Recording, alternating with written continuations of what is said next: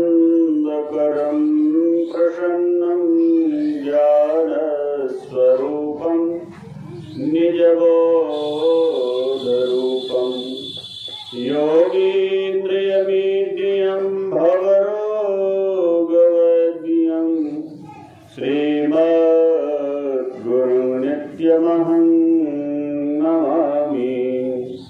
श्रीमद्गुरुं नित्यमहं नमामि।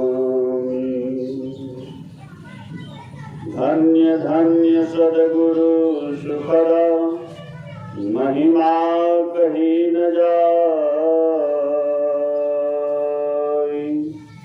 जो कछु कहूँ तुम्हारी कृपा मोते कछु न बसाय। जो कछु कहूँ तुम्हारी कृपा मोते कछु न बसाय। सर्वक्षण स्मरणीय जन जन के मानस स्मरण अध्यात्म विवरण के मुख्य सितारे परमाराध्य के परम पाद पद्मों में औषध के साथ दंडवत प्रणाम। मंचस्थ पूज्य बाबा इस सत्संग स्थल पर उपस्थित सदात्माओं, सज्जनों, माताओं तथा भक्ति नदी धर्म के बहनों, हम लोग यत्र से एकत्र होकर संतों के ज्ञानमयी गंगा में स्नान करने के लिए बहुत समय से उपस्थित हैं और अंतिम बारी हमारी है।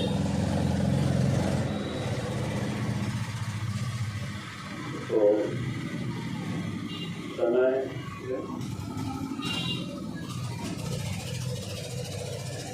4:45 लगभग 4:43 हो गया है। तो अभी निर्णय सुनाया गया है 5 बजे तक सत्संग होना है। तो हम लोग थोड़ी देर तक मन को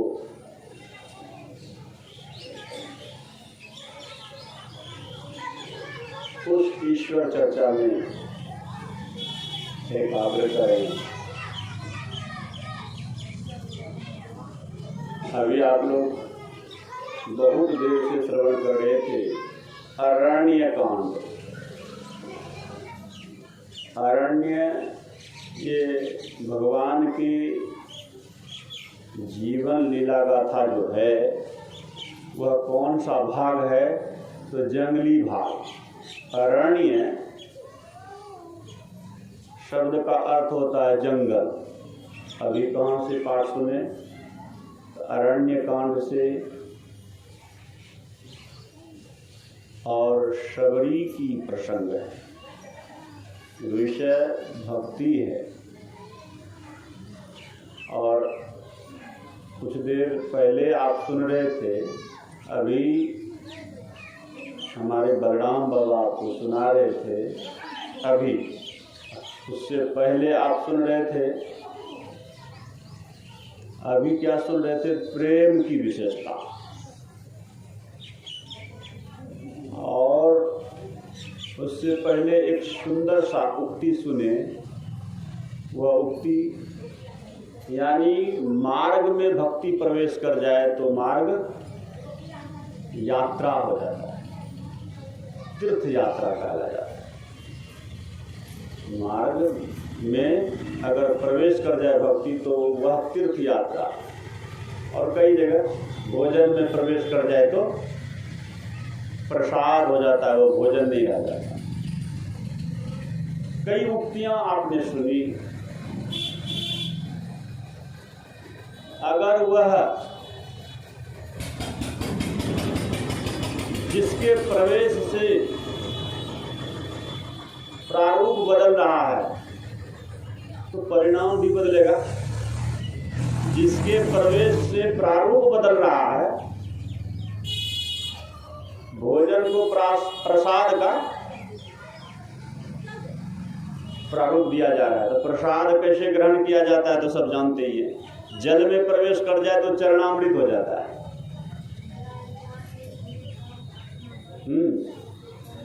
इस तरह से अगर हम इंसान की भावनाओं में प्रवेश कर जाए तब क्या होगा?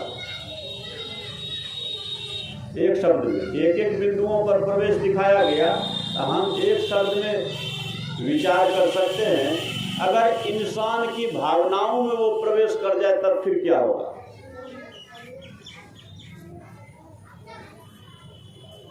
अगर इंसान की भावनाओं में अगर प्रवेश नहीं किया तो उधर की सारी उक्तियां वो निष्क्रिय होगा, डिस्चार्ज हो जाएगा और किसी काम का प्रसाद अपने आप में कोई अस्तित्व नहीं रखता है। वो चरना अमृत अपने आप में कोई अस्तित्व नहीं रखता है। कब? जब मेरे अंदर में प्रसाद लेने वाले कि भावनाओं में भावुकता नहीं है। चरणामृत लेने वाले में अगर भाव नहीं है तो चरणामृत का कोई अस्तित्व नहीं है। क्या नहीं है? उनके लिए नहीं है। उनके लिए वो चरणामृत किसी काम का रहा क्या? कोई कह सकता है कि हाँ है? नहीं। अब विचार कीजिए कि यहाँ सब बिंदुओं पर महत्वपूर्ण बिंदु यह है कि हम इंसान की भावनाओं में भक्ति का भाव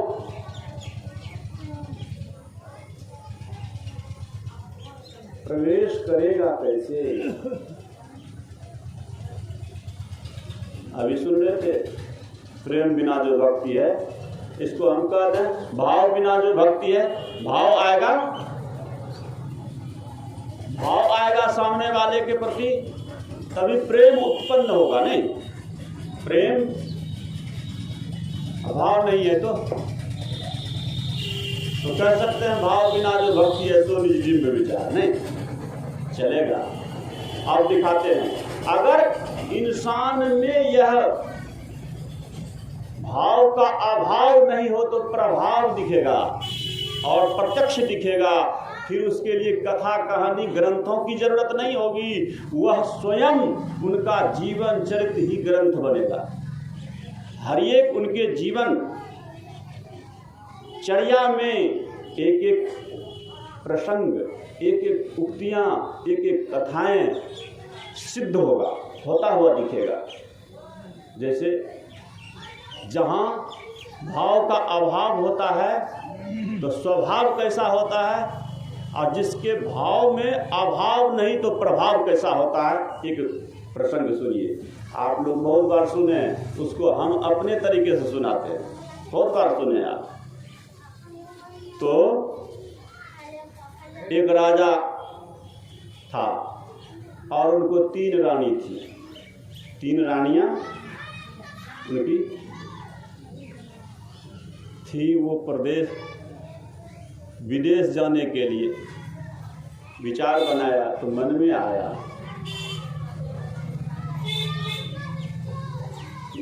तो रानियों को खबर देना चाहिए कि मैं बाहर जा रहा हूँ, विदेश जा रहा हूँ, तो तुम्हें कुछ चाहिए तो तुम अपना कुछ वैसा लिस्ट बना करके दे दो। तो बड़ी रानी, मंझली रानी, छोटी रानी, तीनों को कहा गया। तो बड़ी ने, मंझली ने लिस्ट उधर से भेज दिया। अब वहाँ अमुक देश जा रहे हैं तो वहाँ का अमुक सामान बहुत सुंदर है, जो मुझे प्यारी वस्तु है, वो मेरी प्यारी वस्तु है। अमुक वस्तु वहाँ का खाने का बड़ा मशहूर है, वो ले आई। मतलब लिस्ट बना दिया, सामग्री का लिस्ट बना दिया।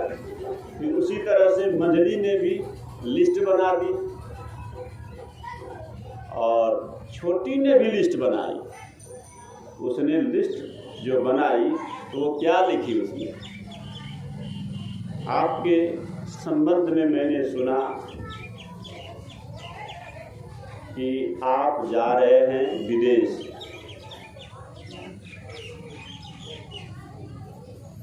और जो हमारी इच्छा है वो मैं लिख रही हूँ, हमारी मांग है वो लिख रही हूँ।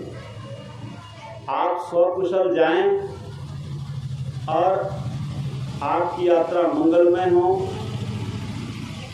और आप सकुशल पूर्वक राज्य के कार्यों को निपटा करके शीघ्रातिशीघ्र आप मेरे पास पधारने का कृपा करेंगे, यही मेरी मांग है। लिख दी, सिग्नेचर कर दी, मेरी मांग। छोटी रानी, गौर से सुनिएगा, तीनों लिस्ट चला गया और राजा विदेश चले गए और वहाँ से जब लौटे अपने सेवकों के द्वारा लिस्ट के अनुसार, लिस्ट के साथ सामग्री, दोनों लिस्ट के अनुसार दोनों का सामग्री अपने सेवकों के द्वारा राजा ने भिजवा दिया और राजा तीसरी रानी वाली लिस्ट पैकेट में रख करके वो छोटी रानी के पास चले गए। तो विचारिए, घाटे में कौन रहा, घाटे में कौन रहा? अब आप लोग